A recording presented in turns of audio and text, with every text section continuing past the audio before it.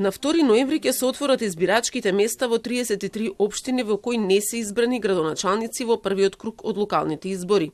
Битката во втор круг за Куманово ќе биде меѓу досегашниот градоначалник Максим Димитриевски од Знам, кој според податоците на Државната изборна комисија освои 16.183 или речиси 38% од гласовите, и Горан Стојковски, предложен од група избирачи, кој освои 5.946 или 14% од бројот на гласачи.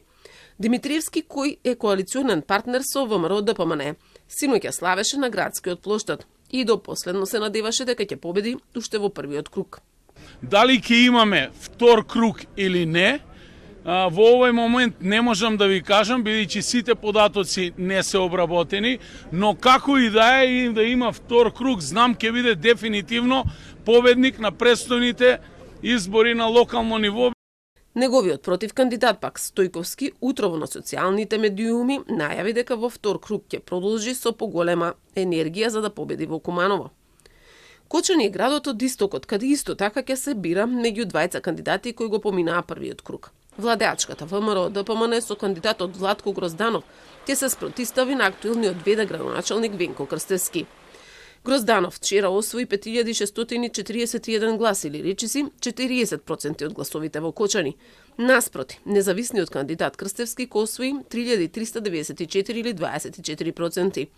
Меѓу општините од внатрешноста, каде ќе се гласа во втор круг се Ива Ландово, Виница, Демиркапија, Дојран, Кичево, Неготино, Дебар, Тетово, Крушево. Она што беше пресврт после долгогодишната традиција во Струмица, во која ВМРО ДПМН не победило 2 децении, е убедливата победа на нивниот кандидат и тоа уште во првиот круг на вчерашните избори. Петар Јанков освои 15.071 глас, или скоро 56% од гласовите. Наспроти, кандидатот на СДСМ Маријан Даскаловски, кој освои 36% или 9.732 гласови. Додека Јанков славеше бидејќи го освоил СДСМовскиот бастион, Даскаловски утрово на Фејсбук му ја честиташе победата. 20 години заедно ја менувавме Струмица чекор по чекор, со срце, визија и труд. Им честитам на ВМРО ДПМН за изборната победа и лично му честитам на Петар Јанков за освоениот мандат. Кандидатите на ВМРО ДПМН убедливо водеа и во Велес, Охрид и Штип и уште рано вечерта ги прославија победите. Во Битола битката се водеше меѓу кандидатот на ВМРО ДПМН Тони Коњановски и независната кандидатка Габриела Илиевска. Но сепак на крај Коњановски победи со 10.000 гласови повеќе пред Илиевска. Со 50,52%. Коњановски успеа да го избегне вториот круг гласање. И во Прилеп, Дејан Продановски со освоени 55% од гласовите издвои победа уште во првиот круг. Исто така со убедливо водство од 10.000 гласови пред кандидатот на СДСМ Петра Лукаровска.